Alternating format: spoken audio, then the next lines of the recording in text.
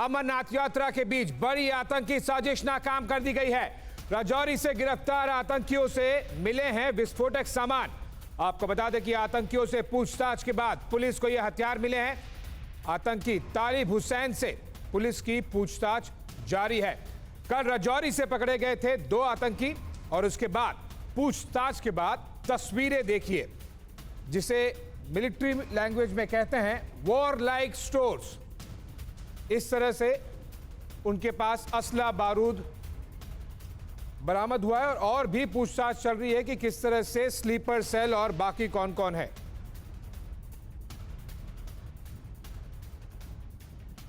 तो राजौरी से गिरफ्तार ये आतंकी जिनके पास से मिला है जखीरा, मौत का जखीरा इनके पास से बरामद किया गया है। क्या कुछ मिला है?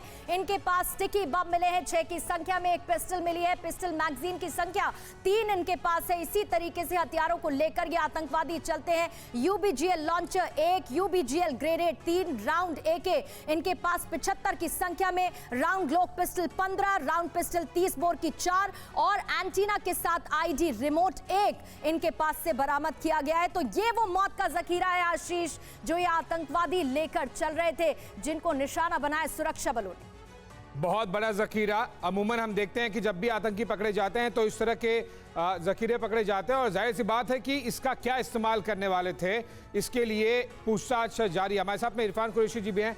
इरफान, ये इन्वेस्टिगेशन और इंटरोगेशन दोनों चल रहा है, क्या किसी तरह के स्लीपर सेल के बर्स्ट होने के लिए आप देखने को इंडिकेशन मिला है? क्या ये पूछताछ के बाद में किसी तरह के रेवलेशन? जनरली ये पैटर्न है नहीं कि अरेस्ट कर लिए जाएं और उसके बाद में कुछ खास बड़े रेवलेशन देखने मिले।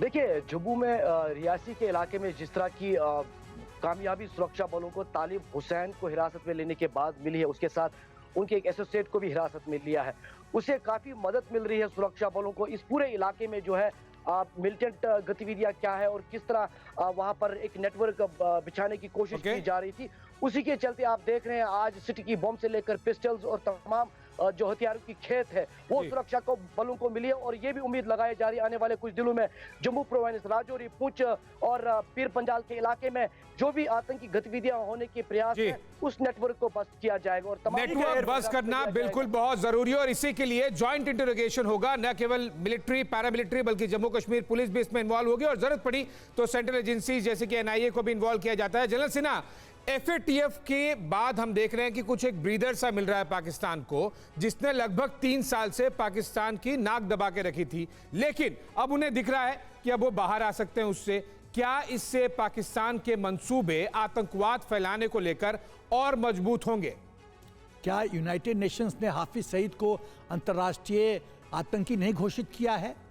क्या मुजफ्फराबाद कोटली में इन लोग का ट्रेनिंग सेंटर नहीं है जहां आतंकवादियों को ट्रेन किया जाता है? बिल्कुल है। क्या जैश ए मोहम्मद और ये सब मसूद अजहर वगैरह पाकिस्तान में नहीं है? क्या ये खुलेआम नहीं घूम रहे हैं?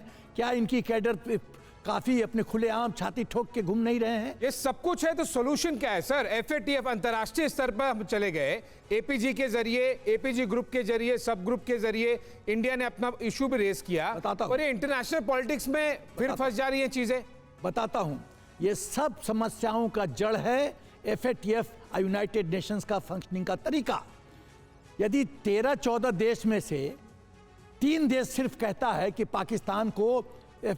पाकिस्तान के फेवर में स्टैंड ले लेता है। जनरल सिन्हा, हमें क्या करना चाहिए? देखिए, यूनाइटेड नेशन तो आतंकवाद की परिभाषा तक नहीं तय कर पाया है कि आतंकवाद कहते किसे हैं, किस पैरामीटर में वो बैठता है। जब वो नहीं तय कर पाए तो एक्शन क्या लेंगे? हमें क्या करना होगा? मैं सिर्फ एक चीज कहना चाहता हूं, देश को चाहिए कि यूनाइटेड नेशंस में मुद्दा उठाए कि रूल ऑफ मेजॉरिटी प्रिवेल करे।